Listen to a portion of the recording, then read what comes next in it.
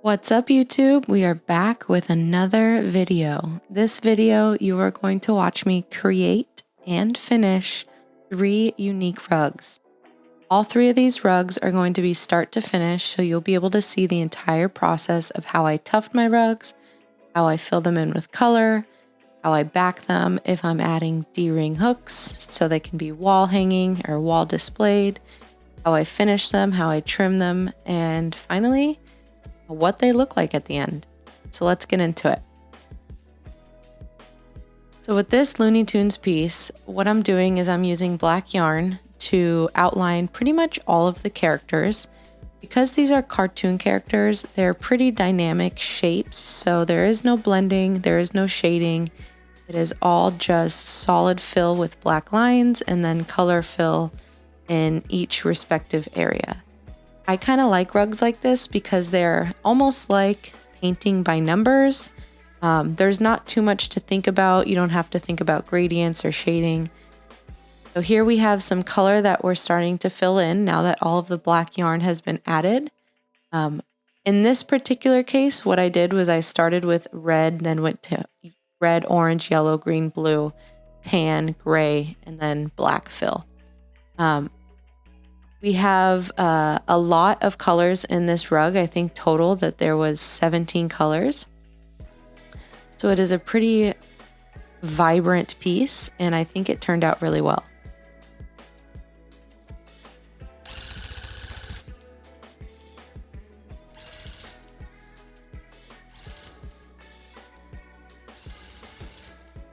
As you can tell, I kind of let my OCD take over on this with all of the vertical lines. Same with these 2 pieces. So now that we've finished the Looney Tunes piece, we've gone on to the balloon dog rugs. Now these 2 balloon dog rugs are both going to be tufted in different methods. What you see here is me doing, again, all vertical lines for uniformity's sake. I find it a lot easier to do vertical lines than to do horizontal for some reason, so I prefer to just stick with the uniformity of the vertical lines. I think that it looks really nice on the back, even though this part does get covered in felt, and you won't necessarily be seeing it. When I'm tufting, it just makes me feel very satisfied with the work that I'm doing when they're all evenly spaced. Now that I got the colors in, what we're going to do is we're going to fill the leftover blank space with black yarn. So this is going to be our outline. I find it really dynamic when you do the colors and then the black fill.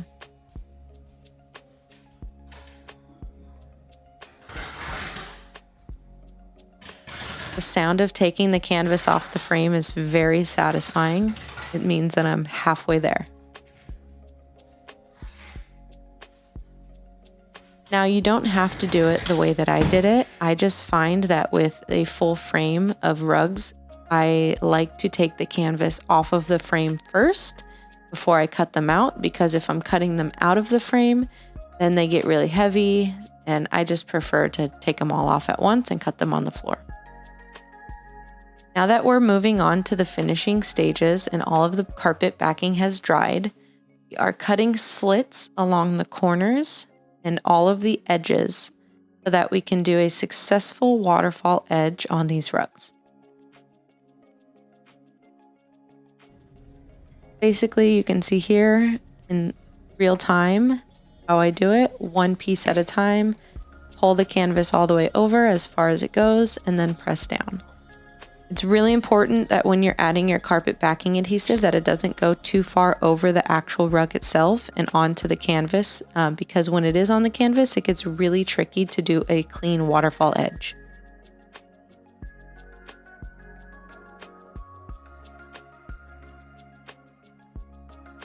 Now that we've got the waterfall edging all complete, we are going to add a little bit more hot glue as close to the edges as possible, but not going over, because you don't want to secure your actual yarn from the front of the rug onto the backing of the piece.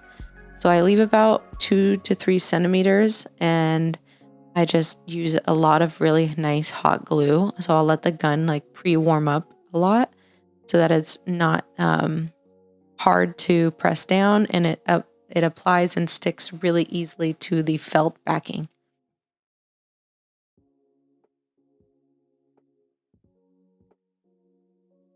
Here are the D-ring hooks that I use. They're from OOK brand. I buy the 10 pack at a time because I find that each piece will typically use 2 to 4 pieces of these. So if I'm dealing with a bigger rug like the Looney Tunes rug, I would put on probably 4 of these D-ring hooks. If I'm doing smaller pieces that don't weigh as much, I'm putting on 2. So you can see that there is some spray adhesive on the backing of that felt. And now what I'm doing is I'm pushing the felt down onto the backing of the rug. So the carpet adhesive is completely dried, but the spray adhesive that we had just added is still very tacky, and it adheres to the felt and the canvas very well. What I like to do is I use my can to press down to secure the 2 pieces together, because if I use my hands, it doesn't secure it as properly as I'd like. So this is a technique that I've kind of picked up. Now we're going to add our D-ring hooks. So I cut slits where I measure the hooks where I want them to be. And once the slits are cut, then I slide in the D-ring hook to make sure it fits. And then I will pull the D-ring hook out and fill that little slit with hot glue, usually 2 full pumps of hot glue per slit so that it's extremely secured. Here I am trying to find the second slit, and I'm using my scissors kind of regain that space, even though I just pressed down on the rug with the spray adhesive can.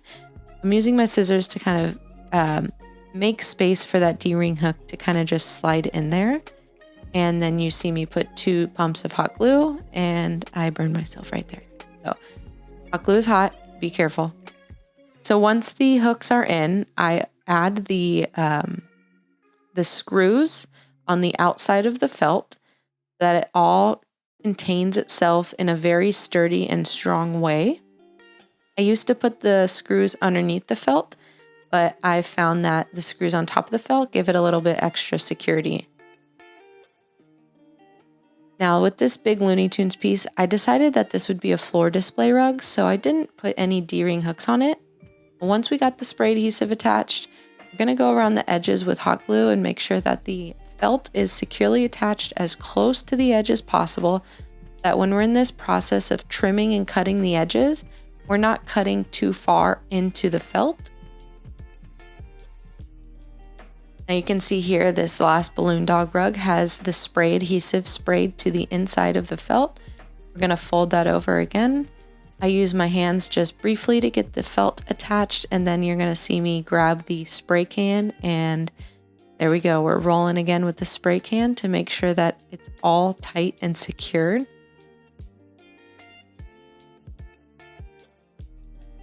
There is no right or wrong way to back a rug. This is just the method that I found works best for me and my work.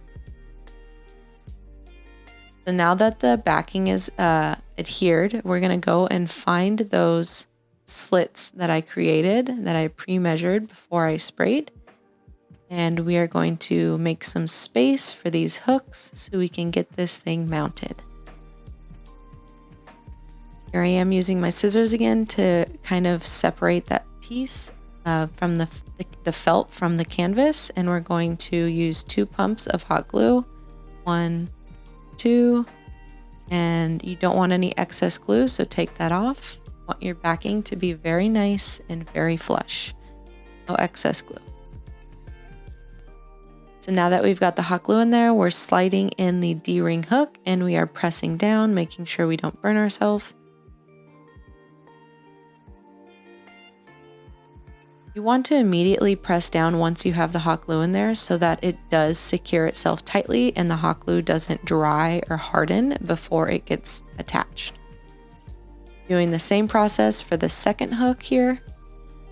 Scissors or whatever tool you have, kind of to just make some space in that little slit.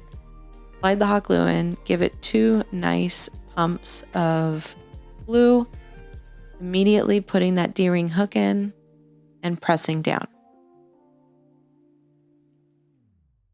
Now that the hooks are in, we're going to add our screws and we're going to get to finishing the front.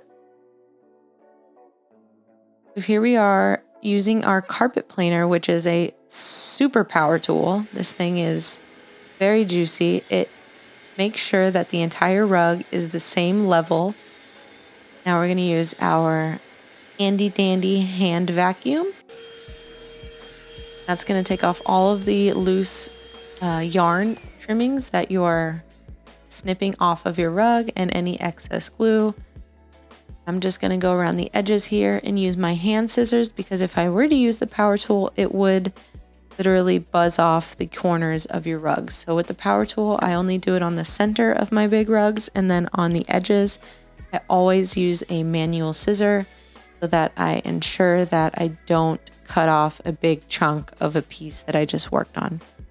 Now we're going to go in with our tiny scissors. These are Fiskars, and they're super sharp and super accurate for small details.